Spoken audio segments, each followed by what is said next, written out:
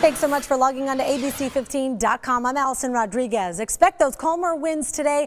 Our cooler valley highs are finally in place, but we do have some freeze warnings up north that we'll go over in just a second. For today, though, and your most accurate forecast here, topping out at 88 degrees today. How good does that sound? Sunny conditions and less warm than we got to yesterday, where we topped out at 90 degrees. Those winds, again, are going to be much calmer as well. As we see with Futurecast here, I take it in through the next 24 to 48 hours. Just not expecting a lot of activity here. A few clouds out to the east at times, but for the most part, the state is staying clear, and definitely the case for us in the valley. Now, our overnight lows are dropping a lot, but not as much as this. I mean, look it up to the north and those northeastern pockets of the state. They're going to be under this freeze warning. That'll start tonight at midnight, okay? And that'll last until 8 a.m. tomorrow morning. We're expecting very cold, frigid temperatures up there for the overnight hours.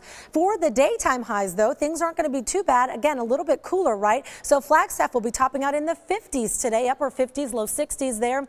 Prescott, upper 60s, and Sedona, really nice in the mid 70s today. Your wind forecast looks pretty light for us here in the valley, but those winds are going to be a little bit stronger up to the north. So, for instance, in the Flagstaff area, we'll see those breezes 10 to 20 miles an hour, those gusts 25 to 30 miles an hour. So let's bring it back here to the valley. Talk about your valley planner here, expecting clear conditions all day today. Really pleasant and nice as we get into the later part of the morning. The afternoon looking clear and warmer as well.